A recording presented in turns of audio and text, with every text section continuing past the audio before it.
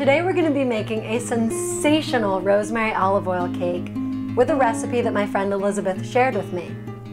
This recipe is incredibly easy because most of the ingredients you need are already in your pantry.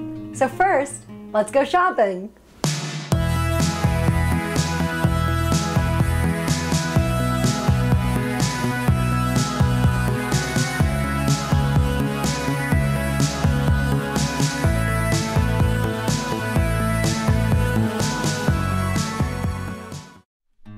Now that we have all our ingredients, we're ready to start baking. So the first thing we're going to do is set the oven to 350 degrees. Now I'm going to take a large mixing bowl and I'm going to mix together the olive oil, the yogurt, the sugar, the eggs, and the vanilla.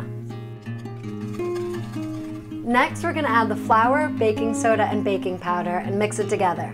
In the last episode we learned how to zest a lemon and shopping tips for buying the right lemons. You can find all of the videos at cayugastreetkitchen.com or in the description box below this video right here. So I'm going to go ahead and zest this lemon and put it into the cake batter. Next I'm going to mince the rosemary. I'm just going to strip the leaves from the stem. And you can also use dried rosemary as well if you don't have a fresh plant. Next, I'm going to grate a little bit of nutmeg into the bowl using the same grater, the same zester that I used for my lemon. The last thing that I'm going to add to the bowl is sea salt, and I'm just going to do about half a teaspoon. I love olive oil. Did you know that olive oil is actually a fruit juice, which comes from the olives on a tree that is native to the Mediterranean? The production of olive oil was thought to be started before 4000 BC. Growing up, my mother's Italian heritage prevailed in our home. The table was incomplete without a bottle of olive oil. Italian herbs and cooking techniques also found their way into most dishes, often resulting in fusion cuisine.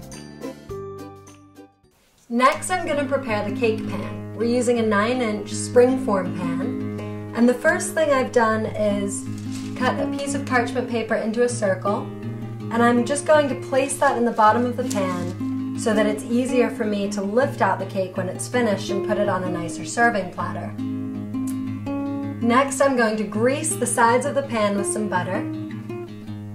You can use some oil as well. I'm just going to take a little bit of a stick of butter and really coat the sides of this cake pan so that none of that good, delicious olive oil cake sticks to the sides. I just want to make sure I've really coated the sides, so I like to use my hand that's been washed and just go like this around the edges and make sure that all the corners and sides are well greased. So now we're ready to pour the batter into the cake pan. I'm just going to gently pour the batter into the center. Alright, now we're ready to bake the cake. My nonna, who has now lived in the United States for 20 years, still finds Italian-American food hysterical.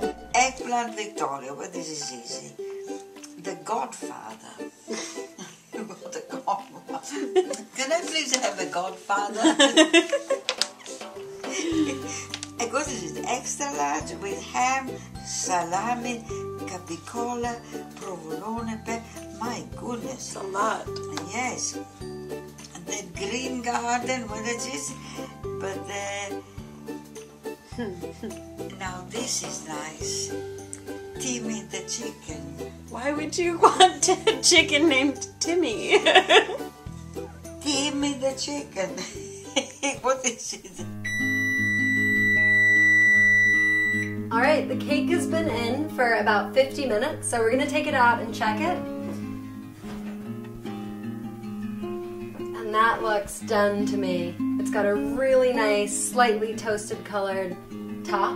And I'm just going to stick a toothpick into the center to make sure that the batter is completely done. If it comes out clean, it is done. And it is crystal clean.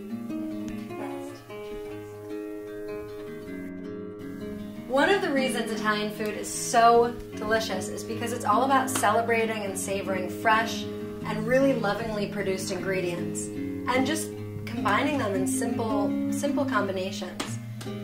And so if we apply those principles to fusion cuisine or other cuisine, we can come up with something just as mouth-watering like this cake.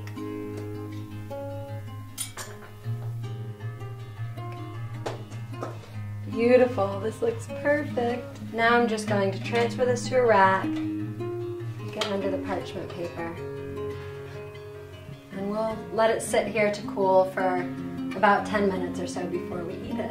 I can't wait to try this, it looks delicious.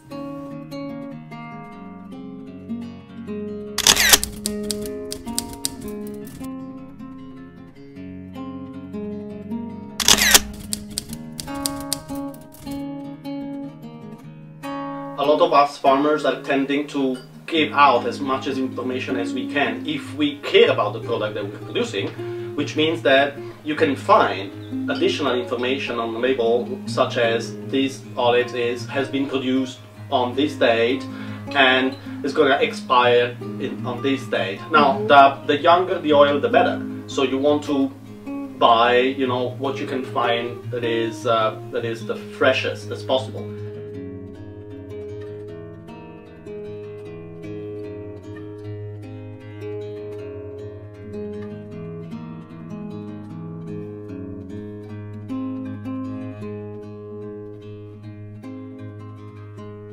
Okay, cheers! Okay. Cheers.